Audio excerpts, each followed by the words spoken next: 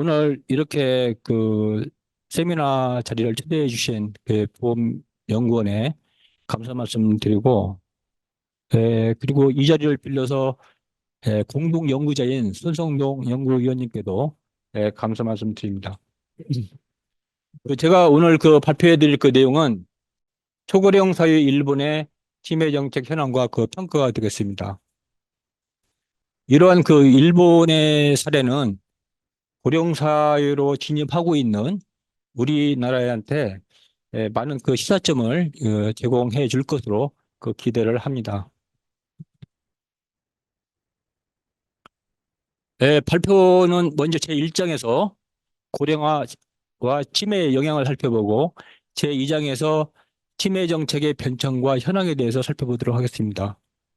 제3장에서 일본 치매 정책의 평가, 제4장에서 시사점 순으로 이렇게 말씀을 드리도록 하겠습니다. 제1장 고령화와 치매의 영향입니다. 먼저 본론에 들어가기에 앞서서 치매에 대해서 말씀을 드리면 정의는 정신이 없어진다. 이 망각을 의미하죠. 일반적으로 인지기능 장애라고 얘기를 합니다. 치매의 용어를 보면 어리석을 어리석을 매자입니다.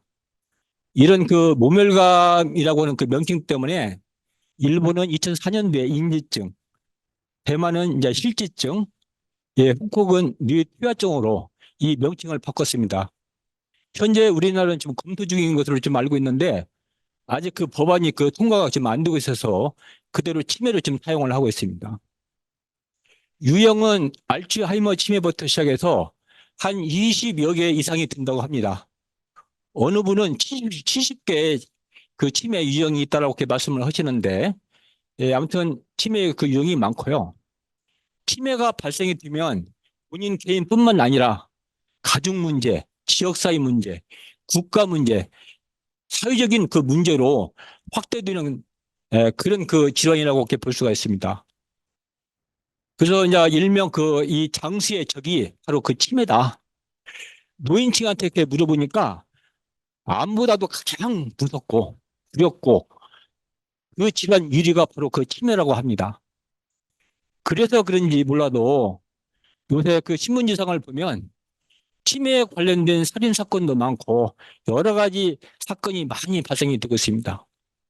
또 하나는 여러분도 잘 아시는 것 같이 치매에 관련된 영화도 많고요. 치매에 관련된 소설도 많습니다. 뭐 대표적인 영화로는 그대를 사랑합니다. 노트북 뭐 이런 여러 가지 다양한 영화가 있고요. 소설만 해도 한 170개가 된다고 합니다.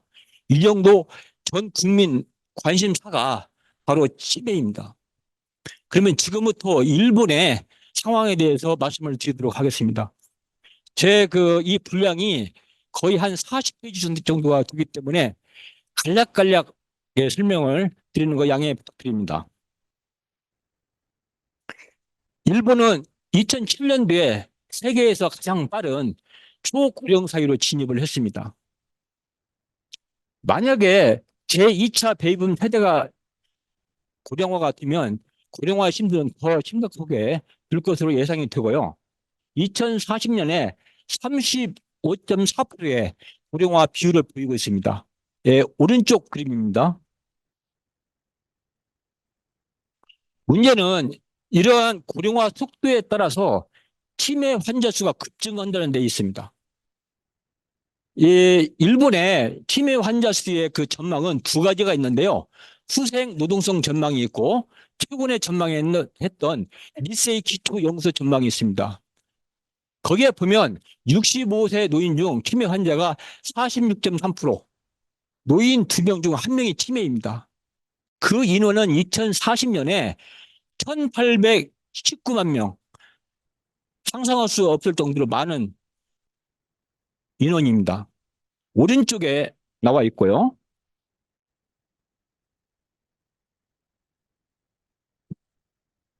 이러한 치매는 노인성 치매만 있는 것이 아니라 가장 중요한 것은 청년성 치매입니다.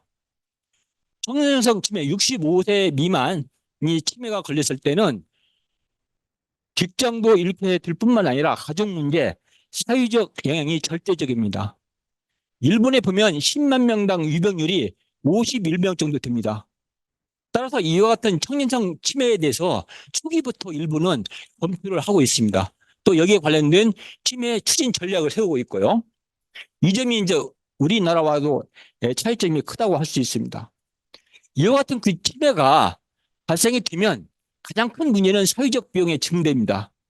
2060년에 24조 정도, 그리고 사회적 비용이 GDP에서 차지하는 비중은 2025년에 4.14%로 확대될 전망입니다.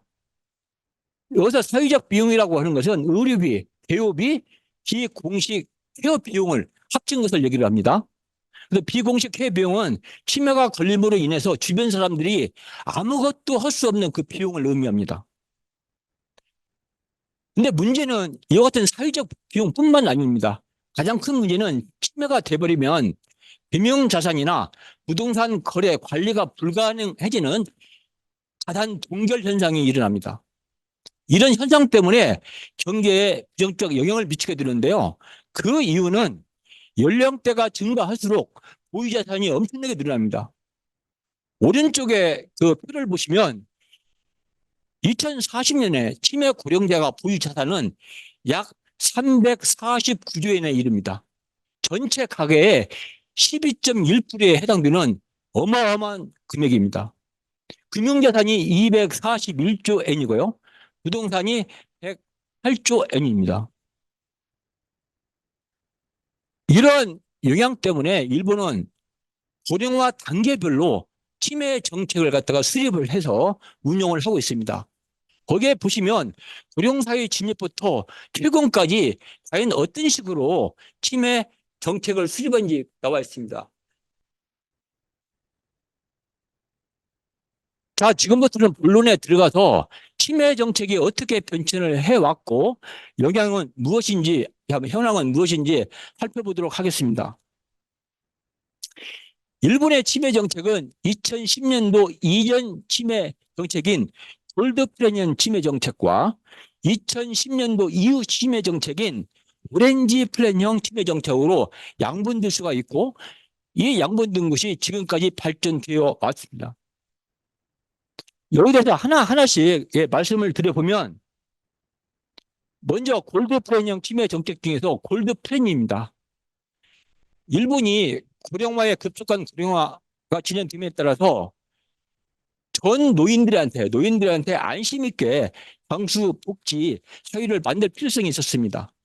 이런 그 필요성 때문에 기초단체 중심으로 재택이랄지 시설 서비스 제공을 핵심 내용으로 하는 정책을 추진했는데, 그 정책이 바로 골드 플랜 정책입니다. 일명 골드 플랜 정책을 고령자 보건복지 추진 10개년 전략이라고 명명하고 있습니다. 자세한 내용은 표를 참조해 주시기 바랍니다. 다음에는 골드 플랜형 치매 정책 중에서 신 골드 플랜 정책입니다. 일본이 고령자의 돌봄 문제가 있고, 또 기존의 대우 서비스 기반에 관련돼서 상향 조정할 필요성이 있었고요. 또 정책의 기본 틀을 재정비할 필요성이 있어서 10년 계획으로 추진됐던 골드 플랜을 과감하게 신 골드 플랜으로 전환시키고 있습니다. 그래서 그 밑에 그 표에 보시면 개호 서비스 기반 정비 목표를 상향 조정한 것을 알 수가 있습니다. 이렇게 상향 조정해서 추진을 하고 있고요. 그 세부 내용은 이 표입니다. 두 가지 큰 목표 하에 각각 4가지 구체적인 목표, 또 7가지 구체적인 목표, 총 11가지의 목표를 설정해서 운영을 하고 있습니다. 거기에 첫 번째 보시면, 세 번째 치매성 노인 대책 종합적 실시라고 되어 있습니다. 이런 그 복지 정책 속에서 치매에 관련된 정책을 법으로 추진하고 있다라고 하는 점이 특징적이고요. 다음에는 골드 플랜 21입니다. 일본에서 대대적인 어떤 그 변화가 생기는데, 그것이 뭐냐면 2000년에 대우보험법이 시행이 됩니다. 이 개호보험법 시행에 맞춰서 새롭게 개호 서비스 종합 플랜을 설정할 필요성이 있었고, 그 그림 왼쪽에서 보시는 것 같이 네 가지의 기본 목표를 설정을 했습니다.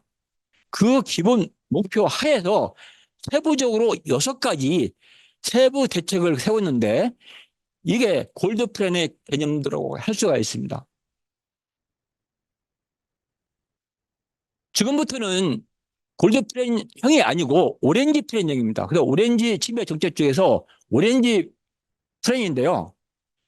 치매 노인이 이제 급증하고 어려운 그 국가 재정 그 문제 때문에 국가가 주도적으로 하고 있는 치매 정책에서 벗어나서 이제는 사회에 일임하는 재택계획으로 이렇게 맞추자라고 했던 것이 바로 오렌지 플랜형 그 치매 정책이라고 할 수 있습니다. 이 내용의 핵심적인 내용은 이 아니면 각 그 지역에서 맞는 그런 계획을 수립해서 추진을 하자라고 하는데 있다고 할 수가 있는데, 총 7가지 정책을 수립을 했습니다. 첫 번째 보시면 표준 인지증 케어 패스 보급, 조기 진단, 지역 생활을 뒷받침하는 의료 서비스 구축 등을 위한 추진 7개 했는데, 일본은 2004년도에 인지증이라고 하는 그 명칭을 바꿨고 2005년 4월에 치매를 아는 지역 만들기 10개년 구상을 발표를 했습니다. 이 구상을 발표한 후에 2012년 9월에 돼서 이 9개 정책이라고 하는 오렌지 플랜 정책을 발표를 했습니다. 그중에서 하나만 보도록 하겠습니다. 표준 인지증 케어 패스 보급입니다. 표준적인 인지증 케어 패스 개념도가 나와 있습니다. 참고해 주시기 바라고요. 다음에는 신오렌지 플랜입니다. 이것은 아베 전 총리가 직접적으로 지시를 해서 시행되고 있는 팀의 정책입니다. 인지증 고령자 등에게 좋은 지역을 만들어주자라고 하는 것이 기본 개념입니다. 그렇게 하기 위해서 7개 과제를 선정을 했습니다. 먼저 그 기본 이념을 보면 이건 그대로 읽도록 하겠습니다. 인지증을 걸린 사람의 의지가 존중이 되고 가능한 살던 지역에서 좋은 환경에서 스스로 살아갈 수 있는 사회의 실현을 지향한다 하는 것입니다. 이것을 지향하기 위해서 7개 과제를 선정을 했습니다. 여기에 관련된 그 세부적인 내용은 별도로 했던 그 이 보고서에도 나와 있습니다. 인지증 그 시책 그 추진 대강입니다.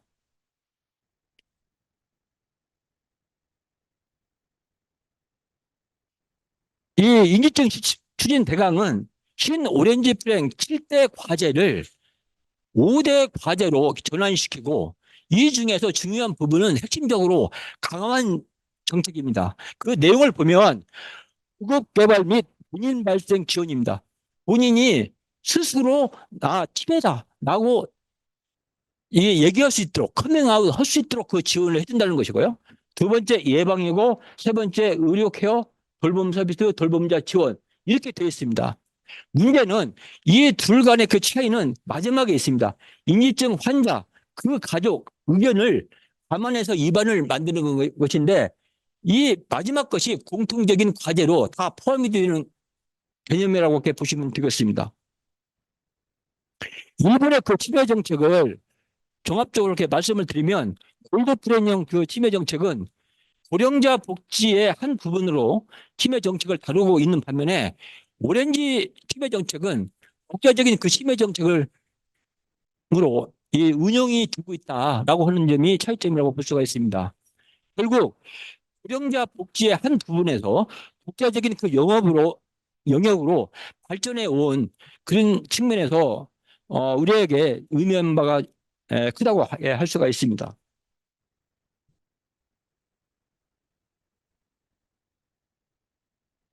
다양한 그 일본의 그 치매 정책이 많은데요. 그 치매 정책을 종합적으로 평가하면 크게 6가지로 이렇게 분류를 해볼 수가 있습니다.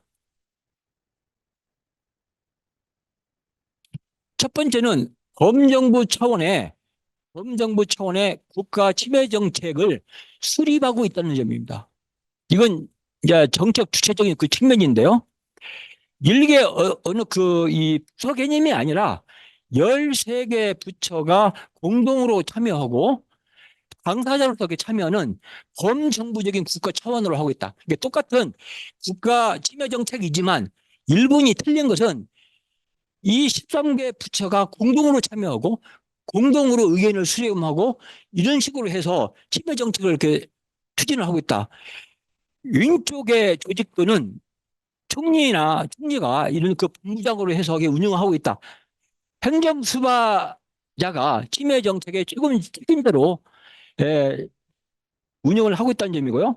오른쪽의 이 그림은 세계의 그 침해 정책, 국가 정책을 채택하고 있는 모든 나라들입니다. 그래서 현재는 채택하고 있는 나라도 있고요. 채택하고 있는 나라가 27개국, 검토 중인 나라가 29개국인데 똑같이 채택을 하고 있다고 하더라도 그 점에서 차이가 있다는 점입니다. 다음은 정책 설계 측면입니다. 일본의 그 침해 정책을 이렇게 보시면 고령화나 복지 상황에 맞춰서 단계적으로 이렇게 추진하는 방식을 지향을 하고 있습니다. 뭐 1단계는 어떤 단계, 2단계는 어떤 단계, 이게 단계별로 추진을 하는데 문제는 어떠한 특별한 특정한 상황이 있을 때는 전 계획을 고수하지 않고 가속화 방식을 병행시키고 있습니다. 이 방식을 일명 유연한 스텝업 정책 방식이라고 명명할 수가 있습니다.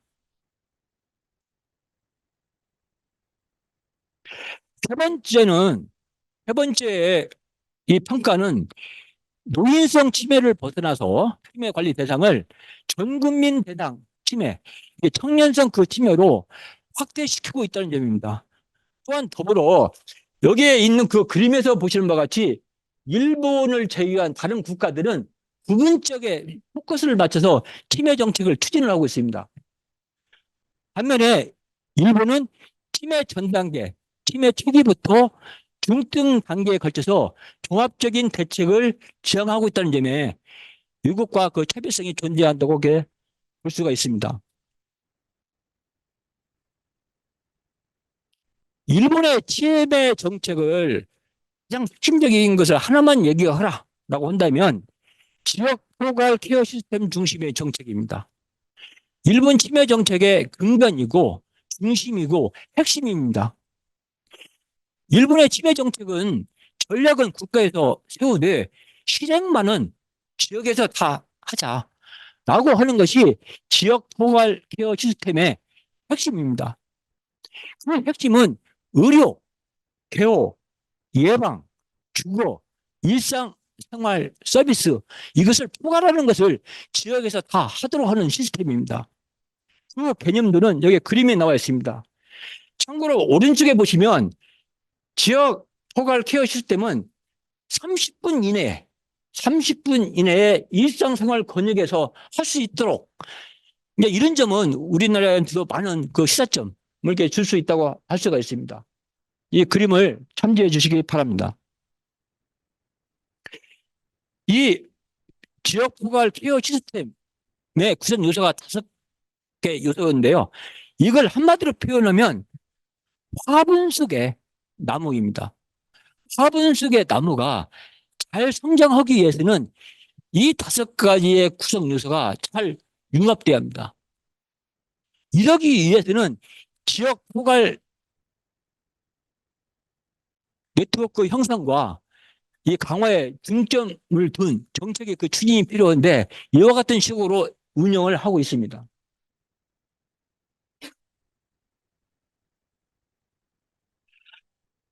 다음은 목표를 설정하고 그 목표에 대해서 성과 관리를 철저하게 하고 있는 것으로 평가가 됩니다.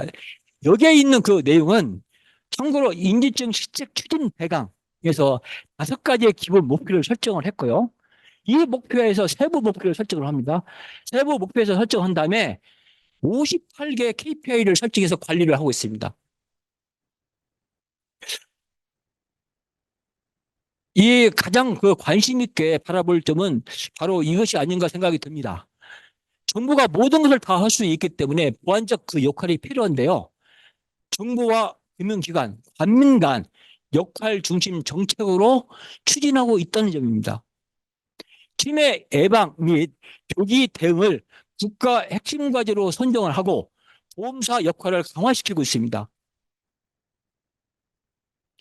생명보험회사 등 보험사 역할 중시 정책을 추진하고 있는데요.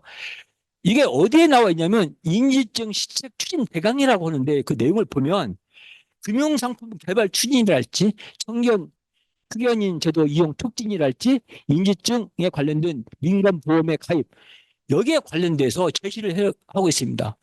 다시 말씀드리면 정부가 금융기관하고 협의도 하고 지원도 하는 방식으로 해서 역할을 분담을 하고 있다라고 하는 것이 가장 큰 핵심이라고 할 수 있습니다. 지금까지 말씀드렸던 그 내용을 종합을 해서 시사점을 제시를 해보면 첫째는 정부의 역할적인 그 시사점이고요. 두 번째는 보험의 역할 측면에서 본 시사점입니다. 다시 말씀드리면 정부와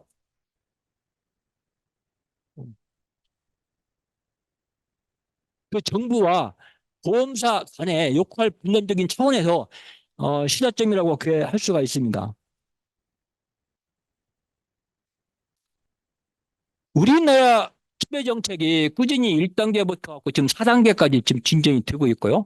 일본에 있는 그 치매 정책을 이렇게 보면 전체적인 틀, 기본적인 틀, 이 하드웨어적인 측면에서는 우리나라와 거의 유사성을 가지고 있습니다. 예를 들면 우리나라도 국가 주도적인 치매 정책을 수립을 하고 있고 일본도 마찬가지입니다. 우리나라는 2011년에 하고 있고 일본은 이제 2008년도 연도만 다를 뿐이지 이와 같은 전반적인 치매 정책은 수립을 하고 있대. 문제는 그 내용적인 그 문제입니다. 일본은 치매 정책의 내실화라고 하는 차원에서 소프트웨어, 다시 말씀드리면 운영 시스템 측면 강화에 초점을 맞추고 있습니다. 여기에서 파생되는 시사점은 총 4가지로 분리를 해볼 수가 있습니다. 첫째는 국가 치매 관리 거버넌스 강화이고요. 두 번째는 수요자 중심 통합 치매 관리 서비스 추진입니다. 전에 말씀드렸던 같이 30분 이내에 서비스를 지원한다라고 하는 것은 수요자 중심 측면에서 강한 어필을 주고 있는데요.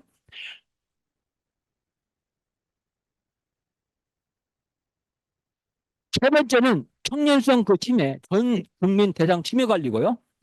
네 번째는 치매 관리 종합 계획 내에 세부 과제 추진입니다.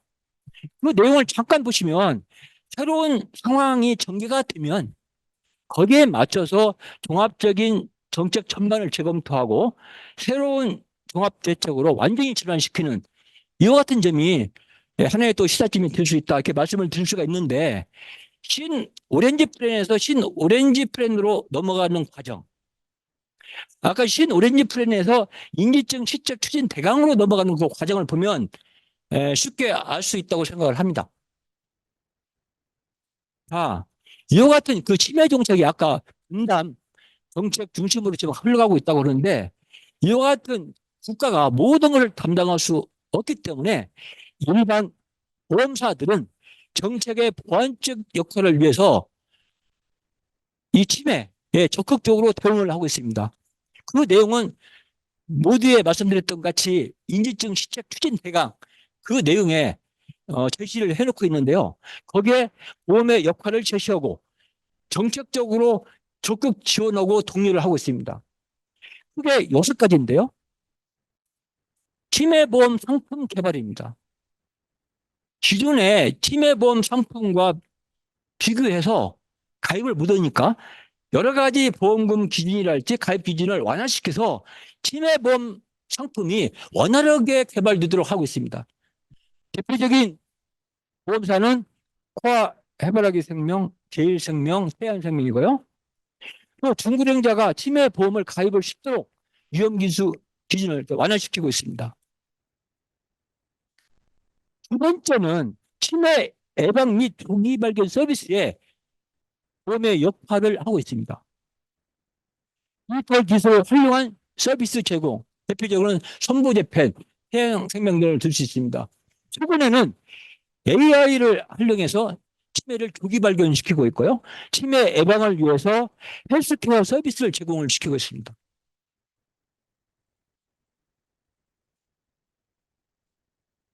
다음은 보험계약 관련 서비스입니다.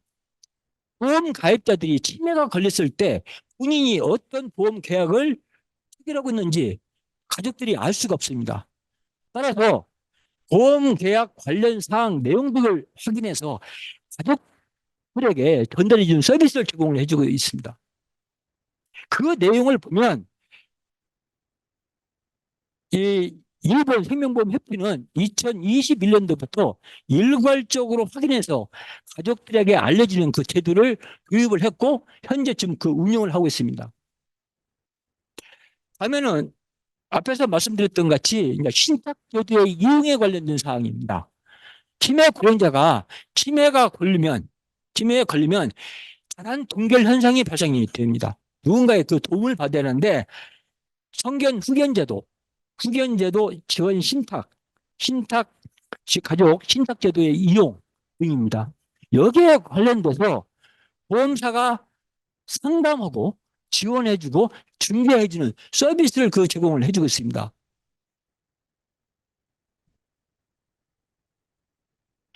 다음에는 어떻게 보면 이 점도 가장 중요할 수가 있습니다. 보험 모집인들이 많고 설계사가 많고 하다 보니까 이 치매 관련된 올바른 지식과 이해를 습득을 하고 치매 환자 가족들에게 도움을 줄 수 있는 치매 서포트 양성입니다. 이 부분에서 보험사가 적극적으로 역할을 하고 있다 이렇게 말씀을 드리고요. 마지막으로 요양 서비스 창출입니다. 이 요양 사업이라고 하는 것 자체는 미래 산업입니다. 또 초기에 비용이 많이 들어가는 그 사업이거든요. 그래서 여기에 맞춰서 어떤 그 진입 장벽이 완화될 필요성이 있다고 생각을 하고요. 아무튼 그런 관점에서 봤을 때 일본 같은 경우는 치매 환자 등을 위한 장기 요양 서비스 사업, 대가 요양, 또 시설 요양 이런 식으로 진출을 하고 있습니다. 예를 들면 요양 서비스 사업과 기존 보험 상품, 현물 지급형 간병보험과 연계시킨다든가 그러니까 다양한 방법으로 진출을 하고 있는데 대표적인 이 보험사가 선보홀딩스 자회사인 선보케어 거기에 보면 치매 대응형 공동생활 케어 그리고 이제 동경해상 홀딩스의 동경해상 메트라이프 미찌 스미토모 니온생명을 들 수가 있습니다. 이상으로 저의 그 발표를 마치도록 하겠습니다. 시청해 주셔서 감사합니다.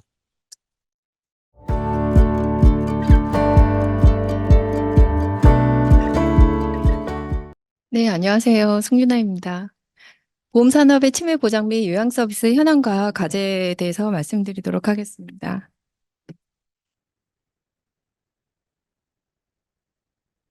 네, 오늘 이야기 순서는 먼저 정부의 치매 관련해서 공적 안전망과 공적 안전망의 어떤 보장 공백 그리고 사각지대에 대해서 말씀드리도록 하겠습니다. 다음으로는 보험 산업이 치매 관리 측면에서 그동안 어떻게 공적 안전망을 보완해 왔는지, 그리고 향후에는 보험 산업이 어떤 방식으로 이 치매 관리 문제에 접근을 갈 것인지에 대해서 좀 큰 틀에서 말씀드리도록 하겠습니다. 네, 올해 치매 환자 수가 100만을 넘어설 거라고 전망을 하고 있습니다. 100만이라고 하면은 굉장히 감이 안 오는데요. 제가 한 10여 년 전에 고양시에 산 적이 있었는데, 경기 고양시에. 그때 그 각 도로 정강가마다 고양 인구 100만까지 몇 명이 남았습니다. 이런 게 한참 오랫동안 이렇게 글귀가 있었었어요. 웃지만.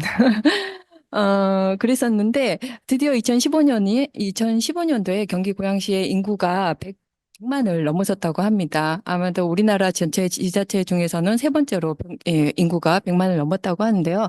100만이라는 숫자는 그 정도의 숫자입니다. 그래서 그런데 앞으로 채 15년도 지나지 않아서 이 치매 환자 수가 100만에서 200만으로 넘어설 거라고 하니까 이 규모만 보더라도 이 치매 관리 문제가 어떤 개인의 문제라기보다는 사회적으로 굉장히 심각한 사회 문제로 접근하는 것이 타당해 보입니다. 그래서 일찍이 우리나라 정부에서는 이 치매 문제의 심각성을 인식을 하고 이 치매 관리에 대한 어떤 공적 안전망을 굉장히 두텁게 구축해 온 것으로 보입니다. 그래서 주기적으로 그 치매 관리 종합 계획이나 장기 요양 기본 계획을 발표를 하고 있는데요. 보시는 것처럼 이 치매 관리 종합 계획이나 장기 요양 기본 계획의 경우에는 예방과 사후 관리 그리고 조사 연구로 이렇게 구분이 되고 있습니다. 특히 여러분 지금 제가 빨간색으로 이렇게 표기를 해놨는데요. 보시면은 뭐 치매 전담한 장기 요양 기간을 늘린다든지 주거 요양 서비스 모형을 개발한다든지 아니면 장기 요양 수급자를 늘린다든지 전반적으로 이 사후 관리 측면에서는 노인 장기 요양 보험이 어떤 정부의 치매 관리의 핵심 수단으로서 활용되는 것으로 보입니다. 노인 장기 요양보험 제도는 사실 2008년도에 어, 노인성 질환 등으로 인해서 신체 기능이 저하되신 노인들의 삶의 질을 제고하고 그 가족들의 돌봄 부담을 완화하기 위해서 제도가 도입이 되었습니다.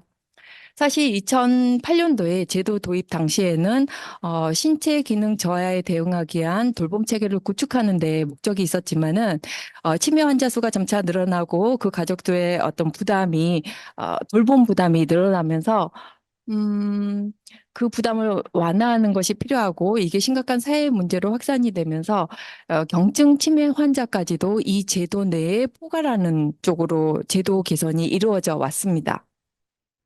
그래서 장기 요양보험의 인정자의 45%가 치매 환자입니다. 그리고 장기 요양급여에는 두 가지 종류의 급여가 있는데요. 시설급여와 재가급여가 있습니다. 근데 우리가 알고 있는 요양시설, 그러니까 노인 요양시설, 그리고 노인 요양 공동생활가정, 뭐 이런 요양시설에는 거기에 거주하시는 분들의 81% 정도가 치매 환자라는 겁니다. 그래서 치매 환자들은 대부분 집에서 돌봄을 받기보다는 시설에 이동하셔가지고 돌봄을 받고 있는 것으로 알 수 있습니다. 저는 사실 개인적으로 장기요양보험 제도가 굉장히 훌륭한 제도라고 생각하고 개인적으로는 이 제도가 있어서 안도감을 굉장히 크게 느낍니다. 그런데 여러분 아시는 것처럼 최근에 이 노인 장기 요양보험의 어떤 재정 적자의 문제, 그다음에 지속 가능성에 대한 문제가 불과 제도 도입한 지 16년째이지만 빈번하게 등장하고 있는 상황입니다. 아무래도 정부 입장에서는 혜택을 많이 받으실 수 있도록 장기 요양 수급자를 늘려가고 있는 상황이고 또 어떤 요양 서비스 질에 제고하는 그 필요성이 많이 요구되고 있기 때문에 장기 요양 서비스의 고급화를 추진하다 보니까 고급화라기보다는 양질화라고 할게요. 양질화를 추진하다 보니까 요양 수가를 인상할 수밖에 없습니다.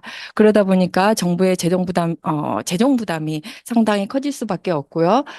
결과적으로 재정 적자라는 거나 아니면은 누적 준비금이 소진된다는 전망이 되고 있는 상황입니다.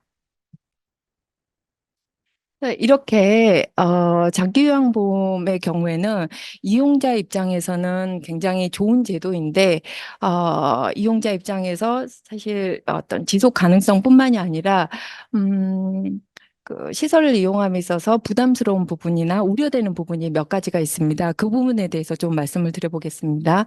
먼저 첫 번째로는 본인 부담금 상승입니다.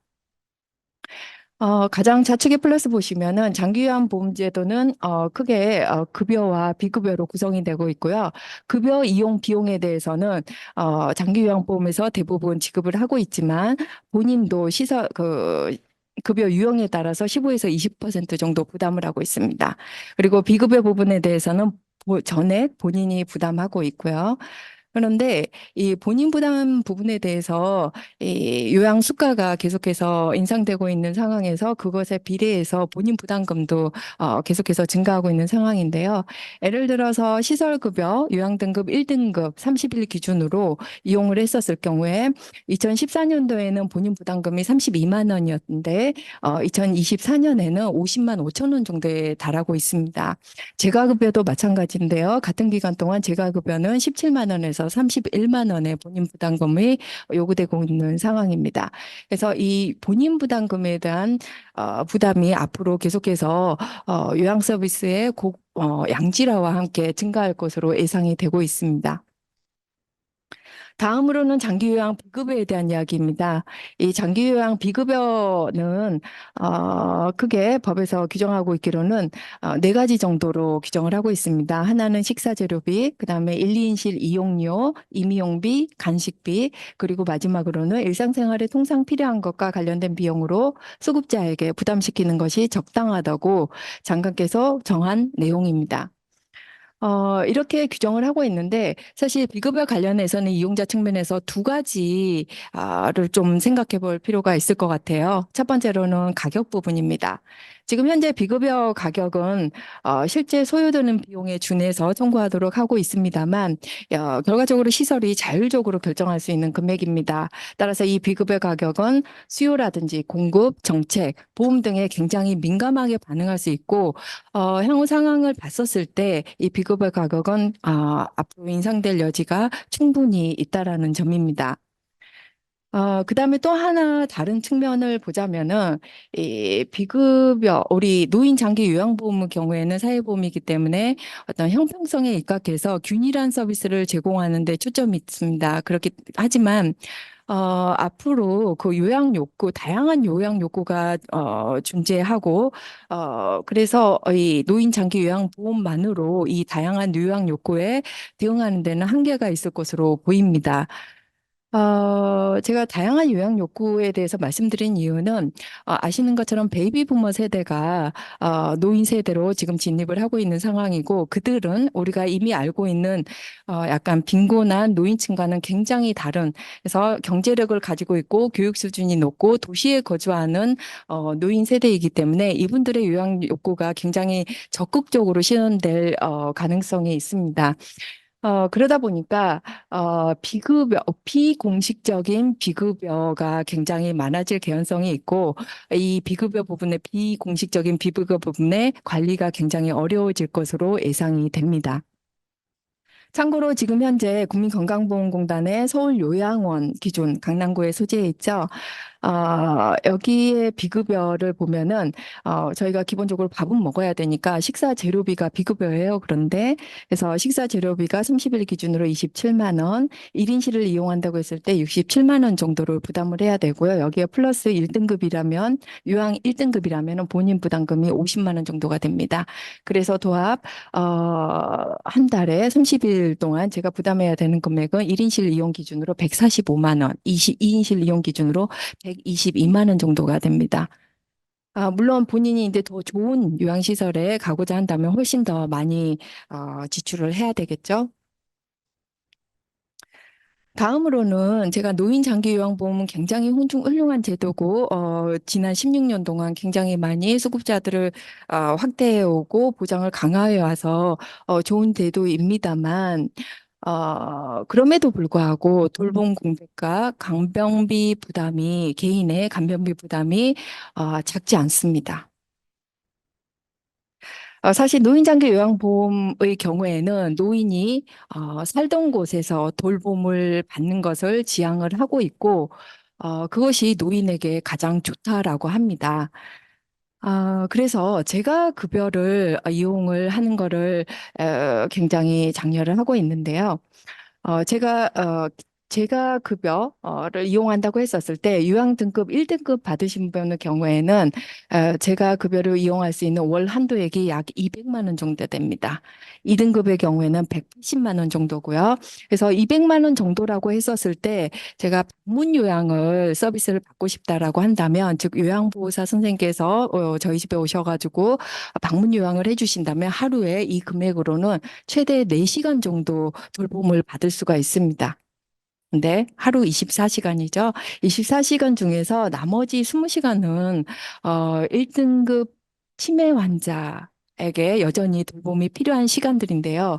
이 시간에 대해서는 결국 가족이 돌보거나 아니면은 간병 도우미를 고용을 해서 그 시간을 충당을 해야 되는 상황입니다. 굉장히 부담스러운 거죠. 근데 간병 도우미를 본인이 전액 부담을 해서 고용을 한다고 했었을 때 여러분 지금 두 번째 차트에서 보시는 것처럼 간병 도우미가 급격하게 상승을 하고 있습니다. 지금 전년 대비 9.8% 인상이 되었고요. 한국은행에서 지난해 연말에 발표한 바에 따르면 노인 간병비가 월 370만 원 정도, 그리고 이 노인들을 부양하시는 4, 50대 가구 소득이 한 580만 원, 60만 원 정도 되는데 그 소득의 한 60% 정도를 부모님의 노인 간병으로 써야 된다는 말씀이죠. 상당히 부담스럽죠. 그러다 보니까 결국 집에서 모시는 게 가장 이상적이고 환자에게나 가족들에게도 가장 좋지만서도 그러다 보니까 집에서 모시는 게 비용적으로도 힘들다 보니까 결국은 요양 등급을 받았을 경우에는 시설로 모시는 방법밖에 없다는 거죠. 그래서 살펴보니까 노인 장기 요양보험 급여 유형별 치매 진단율이 시설을 이용하신 분의 80% 정도가 치매를 앓고 계시고 그분들이 결국은 시설을 이용한다는 거죠. 뭐 이렇게라도 좋습니다. 이렇게 해서 시설을 이용할 수 있다면 당연히 좋겠죠. 한데 그러면 시설은 충분한가? 라는 문제가 제기되겠죠. 시설은 충분할까요? 현재 노인장기 요양보험의 시설급여 제공 기관입니다. 제 그 기관을 지역별로 이렇게 살펴보고자 했는데요. 여러분 보시는 것처럼 베이비부머 세대들이 노인 세대를 진입하고 그들이 후기 고령자 실질적으로 돌봄이 필요하는 75세 이상이 됐었을 경우에는 우리나라 요양시설이 충분하지 않다라고 합니다. 절대적으로 모자라는 상황에 직면을 하게 되고요. 특히 지역별로 그 수급 불균형이 굉장히 심각한 상황이 직면하게 되는데요. 지금 현재 2022년 기준으로 75세 이상 100명당 침실수, 그다음에 장기 요양 인정자 100명당 침실수를 봤었을 때 하위 7개 지자체가 부산, 서울 지역에 주로 분포해 있습니다. 여러분 아시는 것처럼 뭐 서울이라든지 부산 같은 경우에 높은 지가가 형성이 되어 있고 주로 지가가 높은 지역을 중심으로 이 요양시설이 충분히 공급되어 있지 수급 대비, 수요 대비 요양시설이 충분히 공급되어 있지 않는 상황임을 볼 수 있습니다. 그리고 마찬가지로 치매 전담 기관을 설치하도록 유도를 하고 있는 상황인데 이 치매 전담 기관 같은 경우에도 앞서 송현정 교수님께서 잘 설명해 주신 것처럼 지역적으로 불균형할 뿐만이 아니라 그 수가 절대적으로도 미흡한 상황입니다. 자, 우리나라 정부에서는 아주 단기간에 저는 이 치매 관리 대책을 세우고 굉장히 충실하게 노인 장기 요양보험 제도를 도입하고 발전시켜 왔다고 저는 평가를 합니다. 물론 그 국적 안전망만으로는 이 모든 사람들의 치매나 장기 요양에 대한 비용 그리고 니즈를 충족시킨다는 것은 현실적으로 불가능할 것으로 보이고요. 그 공백을 아마 보험산업에서 보완적으로 메꿔 얻은 것 같습니다. 그래서 지금부터는 보험산업이 어떤 식으로 공적 안전망을 보완적으로 메꿔 왔는지 한번 살펴보도록 하겠습니다. 보험산업은 치매나 장기요양 관리 정책에 대해서 어떤 보완적인 역할을 지난 수년간 수행해 왔는데요. 본업인 보장 서비스를 제공을 함으로써 치매 간병에 대한 위험을 가계의 위험을 해지해 왔고요. 그다음에 두 번째로는 직접 장기 요양 기관으로서 요양 서비스에 참여를 해서 요양 시설을 제공을 하고 있는 상황입니다. 먼저 보장 서비스 부분을 살펴보도록 하겠습니다. 치매 간병 보험이라고 하죠. 그래서 2008년에 노인 장기 요양보험이 도입된 이후로 치매 간병 보험의 판매가 본격적으로 이루어졌습니다. 그래서 가입 연령으로는 75세까지 부장을 하고 있고요. 가입을 해드리고 있고, 유병력자나 아니면은 고령자를 보장하기 위해서 심사도 일반 심사에서 간편 심사로 전환을 한 상태입니다. 그리고 초기에는 중증 치매와 장기 요양 1등급 진단에 대해서만 진단비를 드리는 형태로 보수적으로 운영을 하다가 최근에는 시장에서 수요가 많이 있기 때문에 경도 치매 그리고 장기 요양 5등급 진단을 받았을 시에도 진단금을 드린다든지 아니면은 일정 기간 동안 또는 종신토록 보험금을 생활 자금을 지급하는 형태의 보험 상품을 개발해서 제공을 하고 있는 상황입니다. 그리고 가장 최근에는 장기요양보험 본인 일부 부담금과 비급여까지도 보장하는 실손형 상품을 제공을 하고 있습니다. 그래서 그중에서 가장 최근에 판매되었던 그 장기요양 치매 상품을 잠깐 여러분과 함께 살펴보도록 하겠습니다. DB손해보험에서 2023년 7월 장기요양 요양급여의 본인 부담금과 비급여, 그러니까 식사 재료비와 상급 심실료를 보장하는 실손보장 상품을 개발을 해서 판매를 했습니다. 이 상품의 경우에는 워낙 기존에 있었던 상품과 차별화된 상품이었기 때문에 해당 보험회사에서 배타적 사용권을 설정해서 2월까지 판매를 했고요. 동종업계에 계시는 여러분께서는 이 상품에 대해서 어떻게 생각하십니까? 한번 이 상품을 자세히 봐볼게요. 먼저 장기요양급여 1등급에서 5등급을 판정이 되면은 시설 입소 시에와 제가 이용 시에 모두 각각 월 70만 원 한도에서 아니면 월 30만 원 한도에서 실손으로 그 비용을 지불을 하고 있고요. 그 비급여 부분에 대해서는 식사재료비 월 60만 원 한도에서 그리고 상급병실에 대해서는 월 60만 원 한도에 대해서 실손으로 지급을 하는 상품입니다. 이 상품이 노인 장기 요양보험에 어떠한 영향을 미치는지, 사회적으로 어떤 스피로버가 있는지는 제쳐둡시다. 그 다음에 또 이런 상품이 보험회사의 리스크 관리 측면에서 어떠한 영향을 미치는가, 요것도 한번 제껴놔 보죠. 실질적으로 60,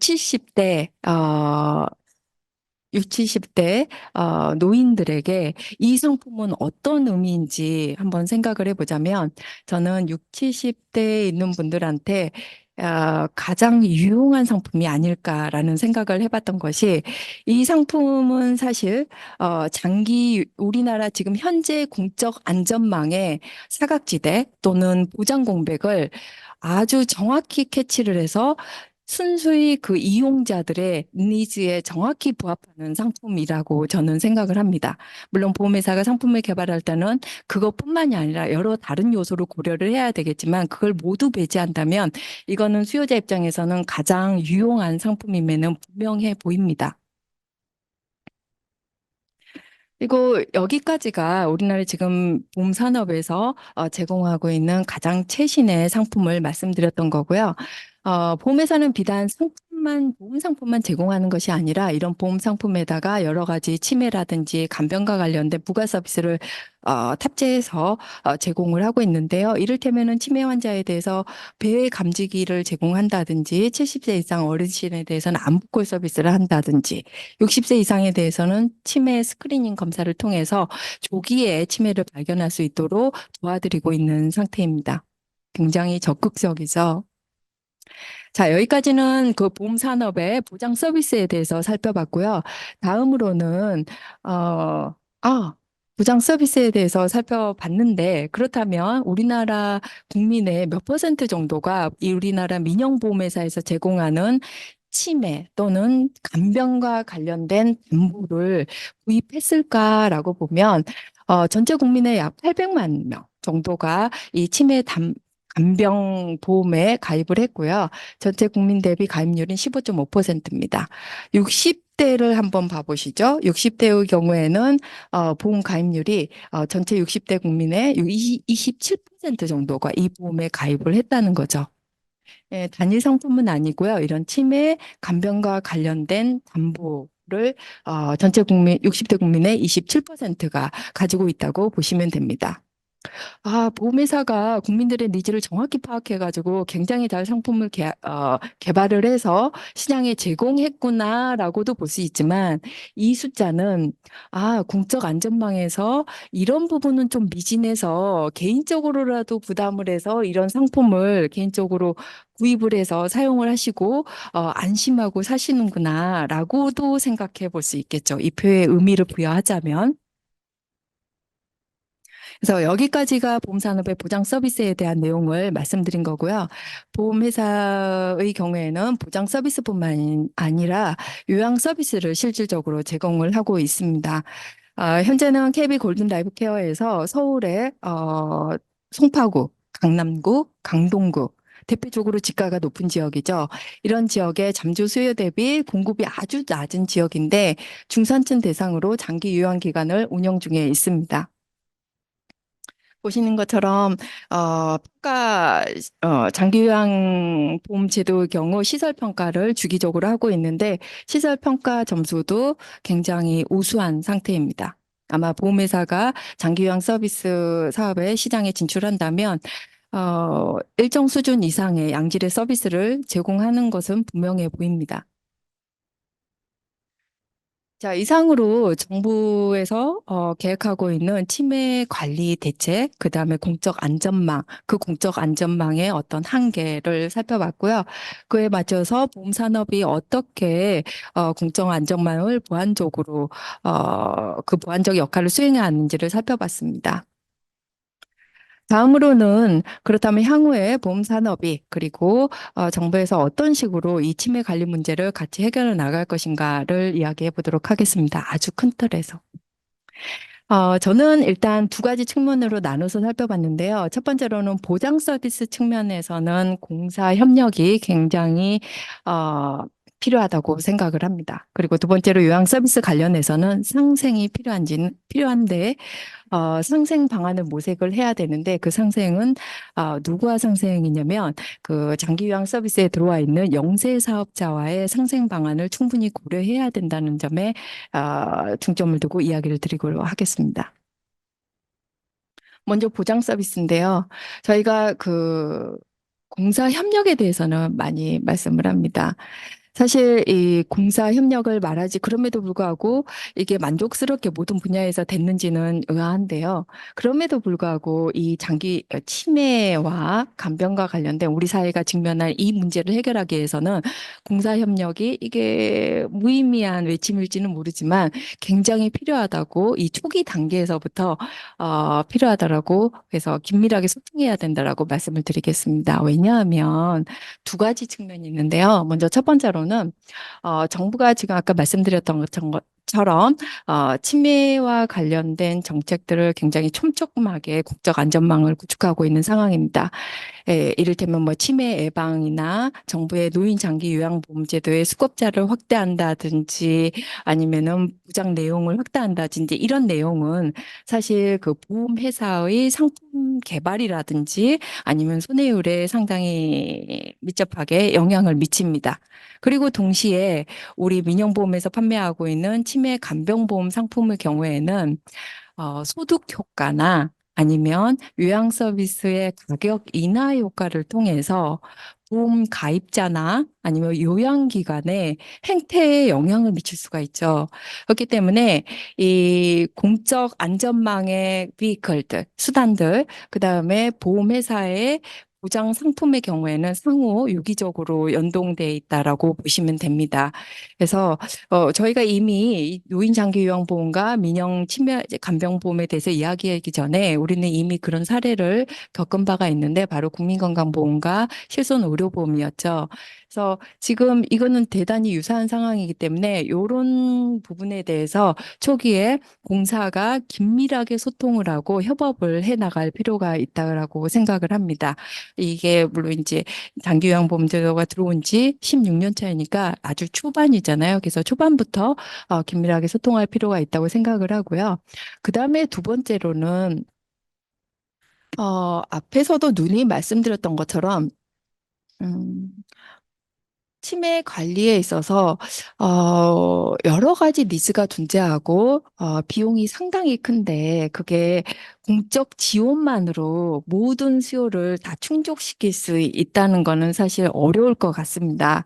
그렇다면 이 민영 쪽의 민간 부분을 굉장히 잘 활용하는 것도 중요하다고 생각을 하는데 특히 어떤 요양 욕구의 다양성 부분에서 공적 사적인 부분을 좀 잘 활용할 필요가 있다라고 생각이 듭니다. 예를 들면 이런 겁니다. 제가 이제 베이비 부머들이 노인 세대로 진입을 한다고 했고 그분들의 어떤 교육적인 백그라운드나 교육 수준이나 경제력이 기존의 노인 세대하고는 굉장히 다르다는 점. 그리고 이분들의 경우에는 경제력이 일정 수준 이상이면은 요양 서비스는 생애 말기에 이루어지는 서비스이기 때문에 본인이 경제력이 일정 수준 이상이면 그 요양 서비스 가격에 대해서 그렇게 민감하게 반응하지 않을 수 있다라는 거죠. 얼마든지 본인의 어떤 생애 말기에 필요로 하는 서비스에 대해서 지불할 의향이 있고 양질의 서비스를 요구하는 수요가 많을 거라는 거죠. 그래서 이 서비스 수요에 대해서 충분히 충족을 시켜줄 필요가 있기 때문에 그거를 근데 노인 장기 요양보험에서 어떤 형평성에 입각해서 균일화된 서비스를 제공하는 보험 제도 내에서는 담기가 어려운 부분이 분명히 있을 거라고 봅니다. 그래서 민영보험 쪽에서 어떤 공공성 기준에 부합한 상품 개발을 유도를 해서 그것에 인센티브를 제공하는 방식으로 상품을 같이 개발하는 쪽도 생각해 볼 수 있다라고 생각합니다. 그래서 양 측면에서 이 공사 협력이 필요하다고 보는 것이고요. 앞으로 논의가 충분히 이루어질 수 있기를 바랍니다. 그다음에 두 번째로는 요양 서비스 부분에 대한 이야기입니다. 향후 요양 수요 급증과 요양 서비스 양질화 요구에 대응하기 위해서는 보험회사의 시장 참여가 바람직할 것 같아요. 그렇다 보면은 이제 영세 사업자의 상생 방안 모색이 필요할 것 같은데, 보험 산업과 정부에서 이쪽 부분에 대해서는 앞으로 그 방안을 구체적으로 모색을 해 가야 될 것 같습니다.